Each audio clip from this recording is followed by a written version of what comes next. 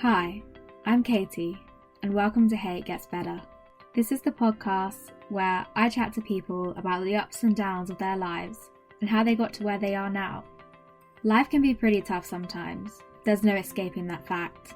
But at Hey It Gets Better, we're all about talking about the journey. I hope you enjoyed today's episode, and remember, hey, it gets better. I'm joined today by Fiona Thomas, who is the author of Out of Office and Depression in a Digital Age. She is also a writer. You've written for some amazing publications and you offer some fantastic courses as well to help people find their writing voice, which I think is brilliant. So welcome to the podcast, Fiona. Hi, thank you for having me. So excited to chat. This has been in the works for a while. Yeah, I think I always like to record as well way before because I definitely always leave my editing to the last minute, which is... Same. Yeah, I think with my podcast, I've started to basically just tell myself to record it and then edit it straight away. And I find that works.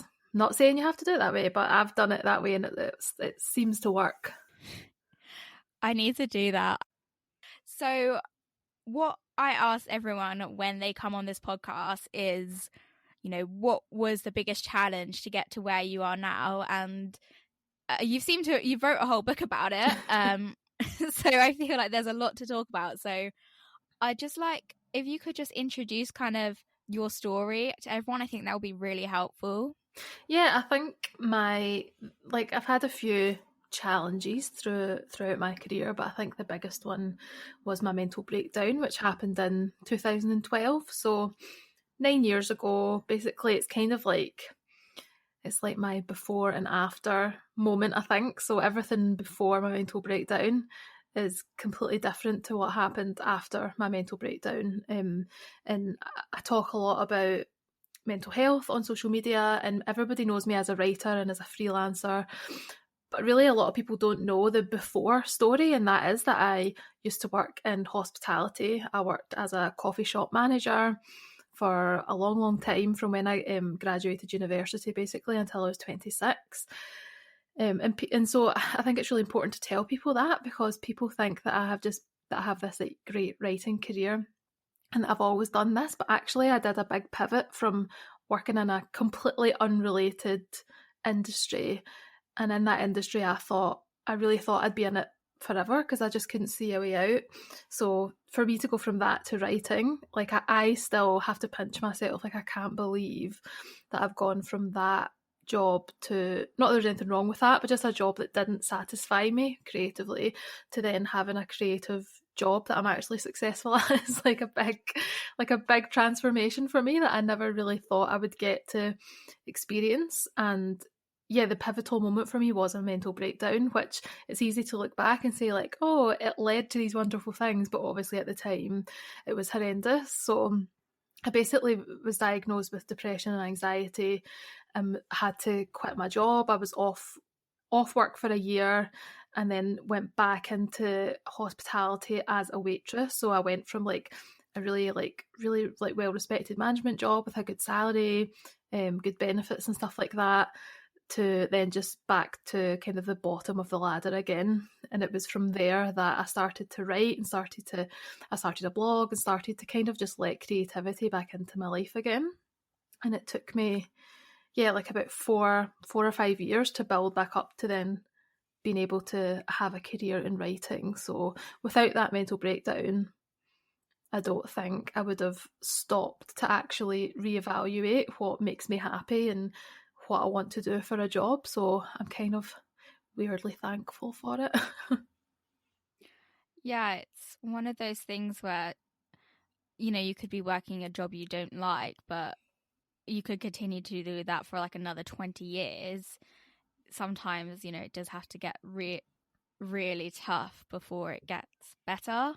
A lot of the people I've spoken to on this podcast, when it was really bad, that was when they were able to get the help they needed to get it better. Exactly. Really. Yeah. And I think you really show as well, from reading your book, I get the sense that, life is not a straight path, because before I knew your story, I thought, oh, she's definitely, she went to uni, did English. I bet she just like graduated and found like a writing job, but it's not like that at all. You studied music. And I was still even surprised when I found out you were based in Birmingham, because I thought she was from Scotland, but Yeah. it just shows that you don't know what someone's story is until you ask, because there's a lot of changes and things you don't plan on happening that happen. Yeah, you don't. Yeah. And I remember back in like 2016 when I first moved to Birmingham, 'cause my husband got a job down here, and we had lived in Scotland until then, so we moved down to Birmingham, and I remember it just felt like a fresh start, and podcasts were just starting to take off at that time. So I was listening to like the few podcasts that existed back then, and one of the early ones was Emma Gannon's career podcast, Control Alt Delete. And I remember listening to all these people telling their like story of their kind of squiggly career paths, of how they've like fell into this career and they just kept at it and they became successful. And I think that was the first time that I thought maybe I could actually take action and change careers. But it did feel so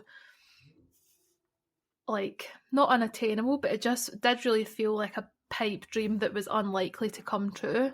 So I'm keen to like tell people that is my journey. And so if you're sitting there thinking, I can't do this, I'll never be able to do a creative job, I'll never be able to do a job I love, you can do it. And like you say, I didn't study English at uni, I didn't do an internship in London, I've never worked at a magazine.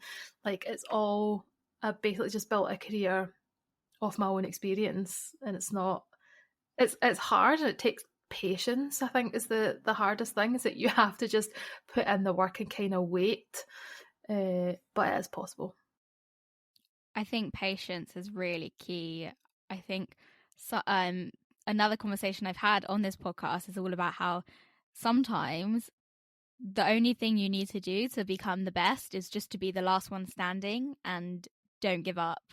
And that is why, it's so important just to keep going at something if you enjoy it.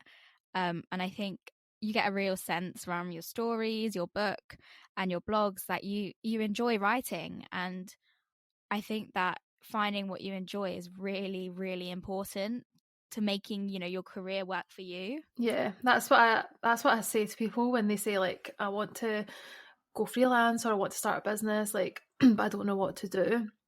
And I always say, don't go into a line of work that you think is going to make you loads of money, because your interest in that subject will quickly wear off because it probably won't make you rich early on. Being self-employed is like, you need to be in it for the long game, and you need to kind of enjoy the work, whether you get paid a lot of money or not. Hopefully you will in the long run.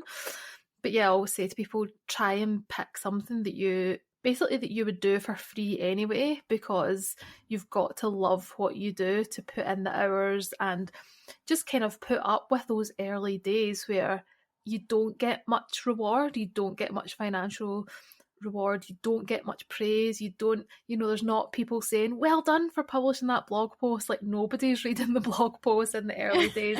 So you've got to enjoy the process and enjoy doing the thing anyway, whilst you just wait and be the last man standing. And I really, that's something that I preach a lot, especially when I teach people about pitching to like publications, is that you can't be put off by a rejection, or you can't be put off by somebody not replying to your email.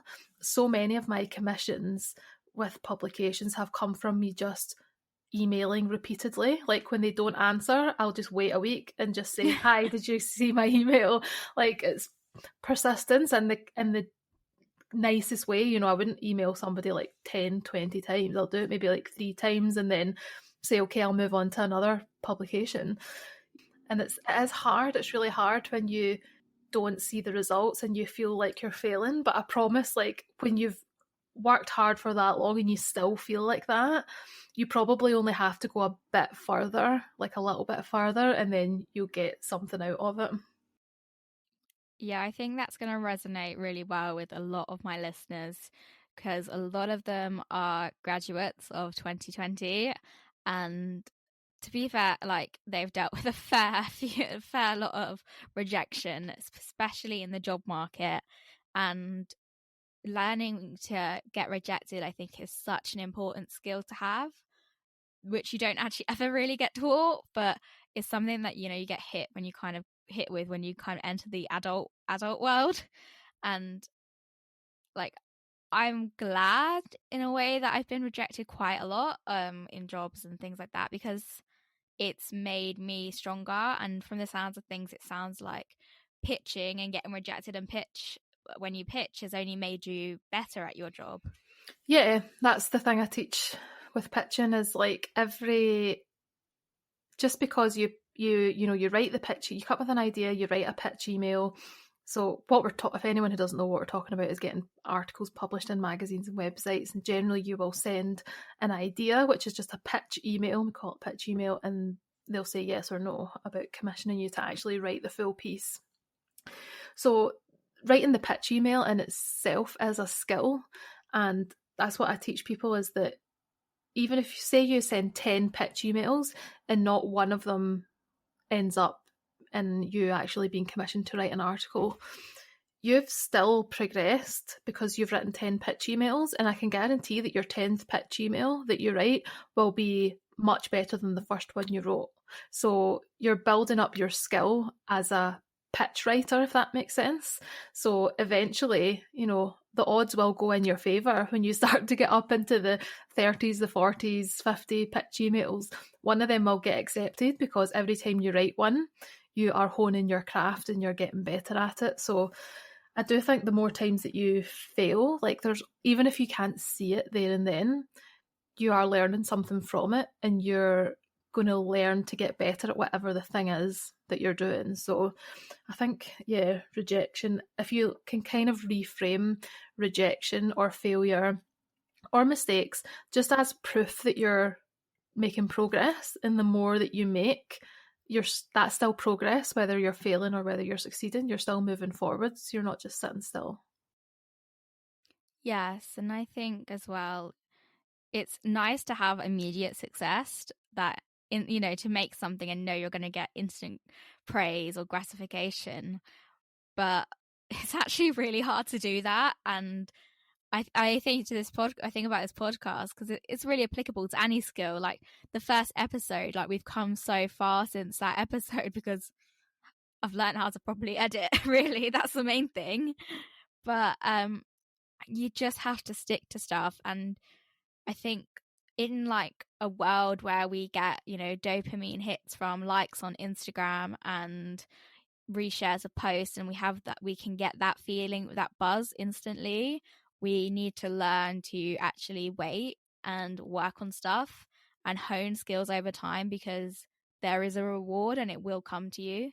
Yeah, and actually what a lot of freelancers and influencers and business owners are learning is that likes and followers doesn't actually translate into what you also know of as tangible success. So it doesn't always translate into sales or to clients. So although it feels good and it looks good, there's plenty of successful freelancers out there that have got zero presence on social media. So it's not like an essential part of freelancing, even though I really love being on Instagram and I feel it's a good part of my brand. But it's not essential, and it's definitely something that I get caught up in. Like I had a call with my friend Lorna, so she specialises in email marketing, and I was like, I need your advice. I need to get back into the email game because I'm really rubbish at keeping up to date with my email list. And she kind of challenged me on like, why is that? Why, like, because you've got this list, like you're a writer, emailing should be like your thing. And I was like, if I'm honest, it's just because I don't get the instant gratification. Like I'll send it and I'll I could send my email list has got about 1,000 people on it, and I'll maybe get one reply, which is really nice to get a reply, but you don't really get the gratification of a like or a comment or a back and forth conversation in your DMs, and nobody else sees it.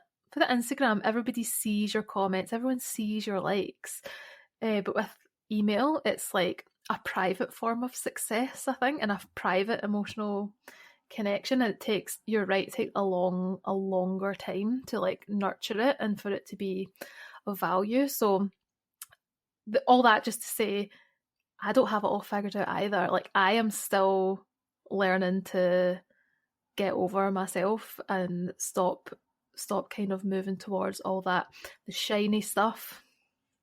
I think that captures really as well this fact that there's no right way to do something. It's all about what works for you, and embracing that idea really helps you kind of navigate the online world where there is so much advice on how to do different things. Yeah, because even that can be overwhelming.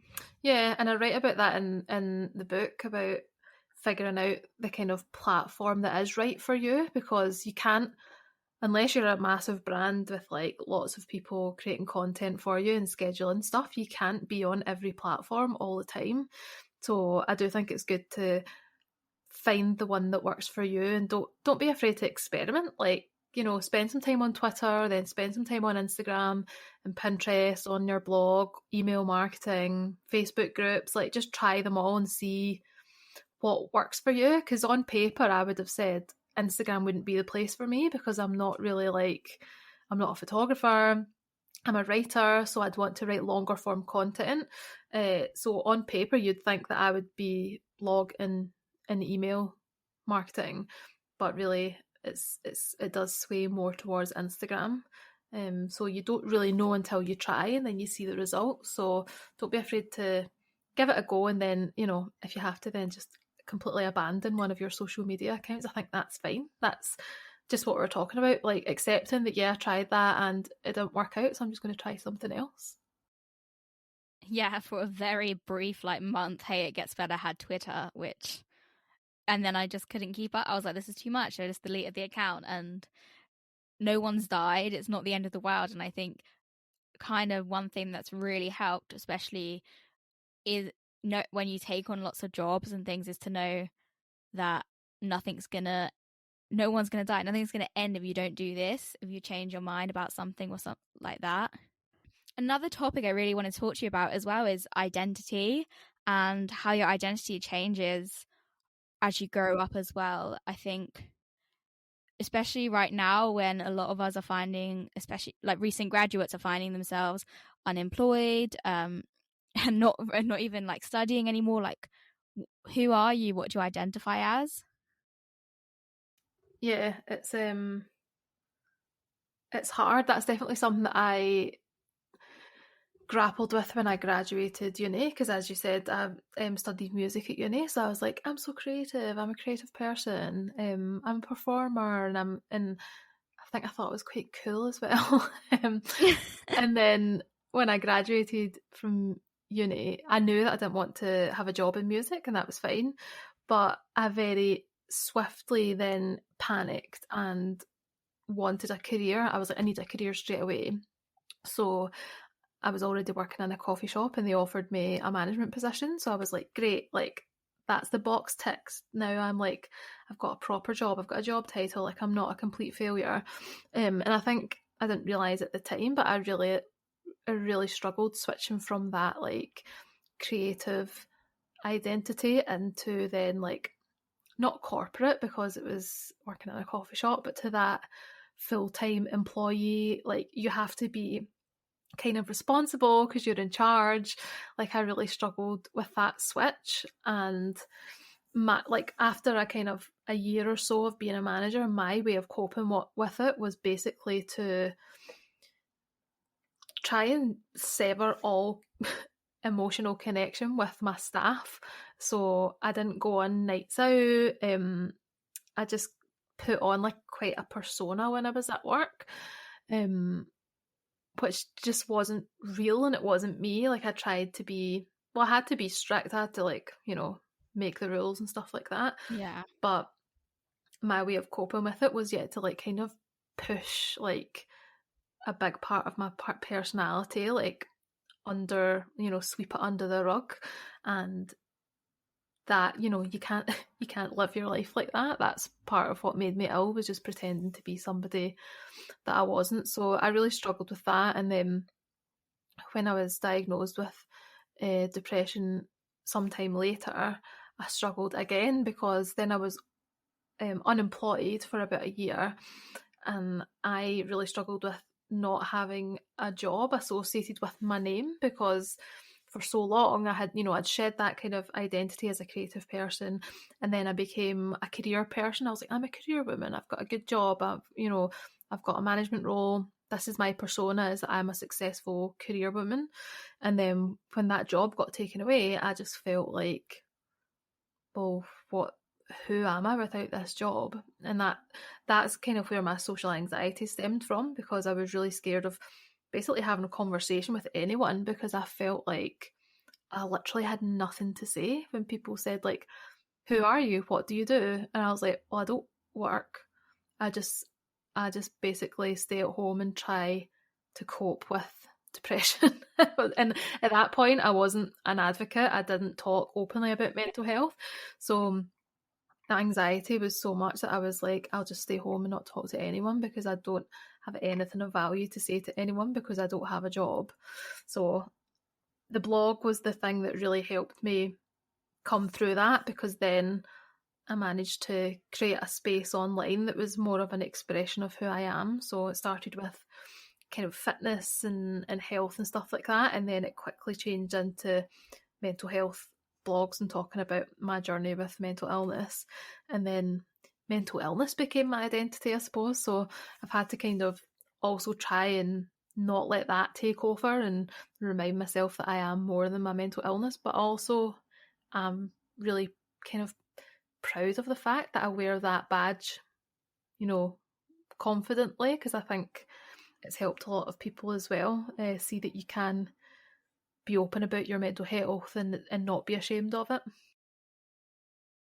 Yeah, it's so important to be open about mental health, because I always think that if I keep it in and don't tell anyone, then I'm kind of helping that stigma grow, because I don't think that you should ever be embarrassed or ashamed of mental health issues, because the world is really, really hard and tough, and it's part of being human, going through it all. And it's just like this idea that you could go through so much and nothing affect you. It's not realistic. And that's why it's so important just to have open conversations about mental health.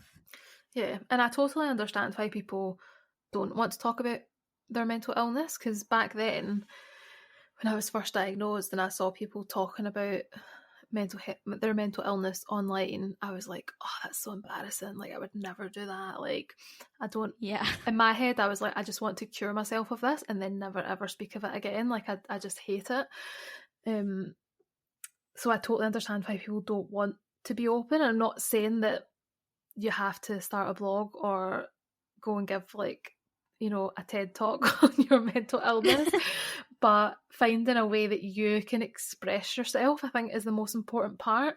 And it doesn't need to be public. It can be in a journal, in a diary, it can be through art, it can be through music. Just finding a way to express what you are going through, I think, is really important. It just so happened that for me it was writing, and that I just so happened that I published it, and it happened to, people connected with it. But that doesn't need to happen for you. It just needs to be, I think you just need to find a way to express it. I think that's the most important thing.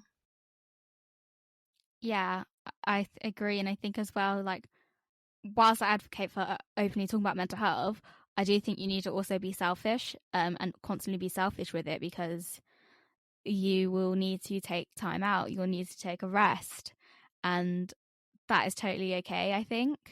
Yeah, and it's funny you mention that, because I saw someone comment about, it was a mental health awareness day, and somebody had asked someone else, oh, would you like to do an Instagram live about mental health?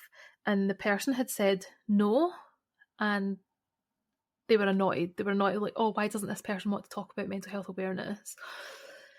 And that's something that I really identify with as somebody who talks openly about mental health, is like, I'm not a performing monkey and I can't do it like all day every day, and like you can't be an advocate 24/7 because you need to take care of yourself. So I definitely have to have quite a lot of boundaries around that, and I wouldn't charge to do an Instagram live, but like charging for my worth if I have to go and travel, and like, back in the days when we could go and like talk somewhere.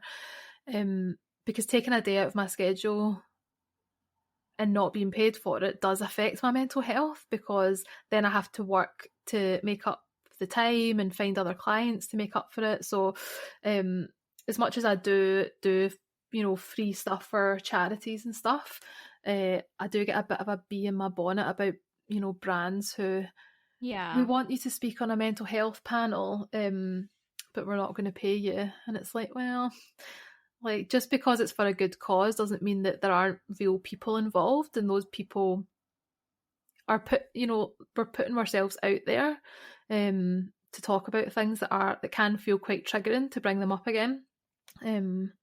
So yeah, it's complicated. That's what I'm trying to say.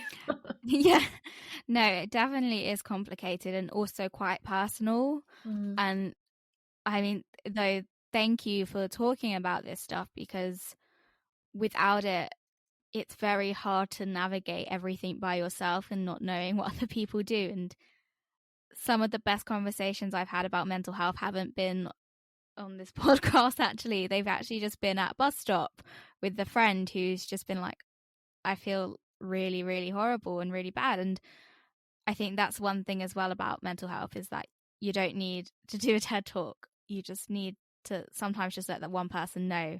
And I completely agree with you about finding a form of self-expression that isn't necessarily tied to something that can be taken away from you.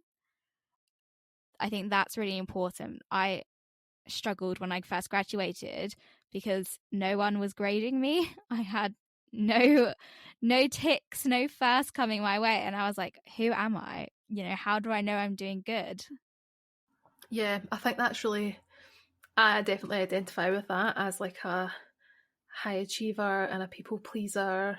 And like I'm really competitive with, I used to be really competitive with other students, and now I'm just really competitive with myself, which I think can be just as bad. Like, I'll look at something that I did a year ago, and I'll be like, it's got to be better than that, or just always trying to outdo yourself, which can be kind of never ending. Like, you never get to a point where you go, well, that's me achieved that. You're always pushing for the next thing and never really looking back and appreciating what you've done. But yeah, I think a lot of students struggle with not getting that. It's like Instagram, isn't it? Like, you're not getting that validation, that external validation. And when you're self-employed, you very much have to figure out how you're going to validate yourself, which is hard. And the way I do it is I kind of try and keep track of everything. So I have goals and stuff that I keep track of. I do, it sounds silly, but I do my accounts every month. So, and that's good because it's cold, hard data. You can see how much money you've spent, how much money has come in. And I find that's a really good way to just keep on track of things and remind myself, no, you don't need to worry, you are making enough money. You've made more money than you did maybe this time last year. Like, it just depends how you want to measure your success, I guess. But I find that quite good to just look at the cold hard numbers. And also, like, for me, validation is, or I guess success is, actually just being in a headspace that I never thought I would be. So having the like last year, I'm finally paid to get therapy. So having the confidence to go and do that, and having the space on my calendar is a huge thing as well. Like, actually dedicating the time to my personal growth as opposed to every single day is taken up with work. So yeah, it's like it's a ongoing kind of, not issue, but like, it's a process when you're self-employed, is being your own boss and finding how you'll kind of praise yourself and validate yourself when you don't have external forces doing that for you. Yeah, I think I think that what you said there about it being a process is really important, because it's quite easy to think, especially from like someone who's just like read your books, think, oh, she's made it, it's all done and dusted for her. She's written a book about her mental illness. She must be like, completely fine now. And it's not true. And I think you have to embrace the idea that everything in life is a process, and it can go back, it can go forward, but it's very, very unlikely it's all going to be like a straight line. Yeah, definitely. Agree. So another thing I really wanted to talk to you about today is just what exactly would you tell yourself if would you change anything if you could go back in time? Because it's quite, regrets and things like that is something I think people might feel. Yeah, I think, I mean, I could sit here and pick apart all the mistakes I've made in my life, but I think my mind just doesn't work that way. Like, I'm just a big fan of mistakes and things working out. And I'm not necessarily like, oh, everything happens for a reason, but I do think like life is just a series of like cause and effect, and all the things that have happened. Like if we did Back to the Future and we went back and we changed one thing, like everything would be different.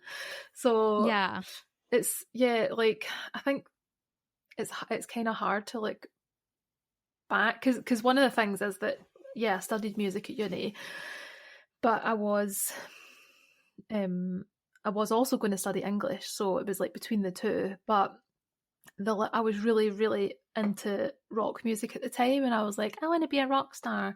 So my heart just said, no, go and study music. And now, looking back, I'm like, well, if I had studied English, maybe I would have written 5 books by now. Maybe I would be in a completely different job, but still working in writing. Maybe, do you know what I mean? Maybe my career would have started like 10 years earlier, instead of getting, coming into this in my 30s. But I also think, well, that might not have happened, because studying music at uni, like, and I'm interested to see what you say about this, but like, I think when you study a subject that you love at uni, sometimes it just makes you hate it and makes you not want to work in that subject. So I worry that that's what would have happened if I'd studied English, that I would have come out of that thinking I am nowhere near good enough to write. Like, because I've heard on English degrees that people get told, you'll never be published, stop thinking that you'll be published. Gosh. So I worry that I would have just came out of that and thought the same thing and just been like, nah, I can't do it. So my friend did an English degree, and I remember her saying, oh my gosh, this was nothing like I thought it would be, and they were doing some like Anglo-Saxon word thing, and I was like, gosh, I'm quite glad I didn't take English. What did you study at uni? Yeah, I studied history, and I did it because I loved it, and that was when I came to pick my options. I wasn't really thinking about careers. For me, uni was a place where I just wanted to, I don't know, I just felt like I would learn a lot about myself. So I went there and got diagnosed with anxiety and depression. So I did learn a lot about myself. But I think that's one of the kind of misconceptions about uni, is that you go there just for the degree, which isn't actually true. There's a lot of kind of growth in that period of your life. Yeah, exactly. And my parents were very much like, just do whatever subject that you want to do, just do whatever you're interested in. And I'm so glad that they said that, because I know a lot of people who are under pressure to do a job that's got, a specific vocation at the end of it, or it's going to lead to something very specific. Whereas my mum and dad were like, just do, like, we're just chuffed that you're going to uni, so just do something that you think you'll enjoy. And that's good, because I did have a really good time. I had a great 3 years studying music. I had a great laugh, and maybe that was because I knew that I wasn't going to do a job at the end of it. So I actually just, got my grades and made friends and had a good time. And that's like, I have so many fond memories of that. So it's not like we were saying, it's not maybe the end goal wasn't what I thought it would be, but the process was like character building, so it was still worth it. Yeah, I think character building is something that if you do something that builds your character, it's automatically worth it. And it might, like you said, might not be the initial kind of goal of what you were doing, but if you've come out of it and if you come out of an experience and you've learned something, then in that way it was valuable. Yeah. Whether it is, you know, a job, a education, a relationship, it's I think you can always find the value in something if you've learned something from it. Definitely. And then one thing as well is reading your book, and it really stuck out to me was your boyfriend at the time, who's now your husband. The way you talk about, sounds like Joe was amazing when you were experiencing depression, and I think that finding someone who treats you in that way is a really good sign of a good relationship. Yeah, I think I said it in the book, like, he acted like a trained counsellor. I don't know where he found all these skills. He's just like a really nice human. But yeah, he was so patient and just like didn't ever make me feel bad about being really selfish a lot of the time or being really rude. Yeah. And that was just what I needed. So yeah, I'm so grateful for having him in my life, because I don't know if I'd been on my own or if I'd been with someone who wasn't as understanding. I think my recovery would have taken a lot longer, and I probably would have pretended I was okay and like gone back to work and stuff, whereas I didn't. So yeah, I'm so grateful. I don't have any advice. I don't know how you find another Joe like that, but it's like this secret. If there was a secret to find people like that, then I think this podcast would have like mega listens. I think it's important to talk about these sides because it helps other people see that, you know, you deserve love, even if you find yourself experiencing depression or anxiety. You deserve love more, you know, just as much as the rest of us. And there are people out there that will give you love, and it's okay. Yeah, I think I struggled with that a lot when I always remember it quite vividly at Christmas. I think it was my birthday, because my birthday is a week before Christmas, and I remember being really low, being really depressed, and getting loads of birthday presents, and just feeling like really like dumbfounded. I was like, why are these people giving me presents? Like, why are mom and dad giving me presents? Like, when I've spent the last year just like being an absolute riot, like being totally difficult and like depressed and like having to borrow money off them and just being like, I felt like a total baby. I was like, why are they giving? It made me feel horrible, because I was like, I don't deserve any of these presents. Like, I don't want to celebrate my birthday, and that's what it's just exactly what you say. Like, I didn't think that I deserved any love. Like, I couldn't see how anybody could possibly care for me, because I felt like such a burden.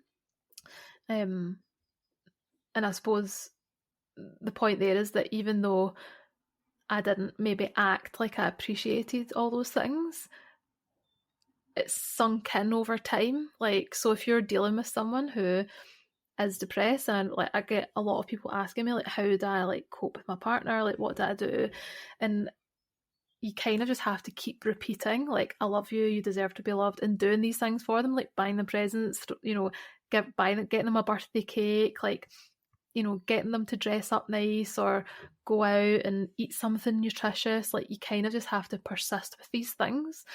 And even though it seems like they're not taking it in, like, I do think it all has a cumulative effect, and eventually they learn to accept that they do deserve love. But it's really, really hard when they kind of reject it. Yeah, I think that it is difficult, and I wish on this podcast we could just say the answer to everything, like, oh, just do this and it's all fixed, but it isn't. And a lot of it comes from therapy, medication, reflection, self-growth. Like, there's a lot that goes into it. But eventually, when you do all that stuff, it does get better.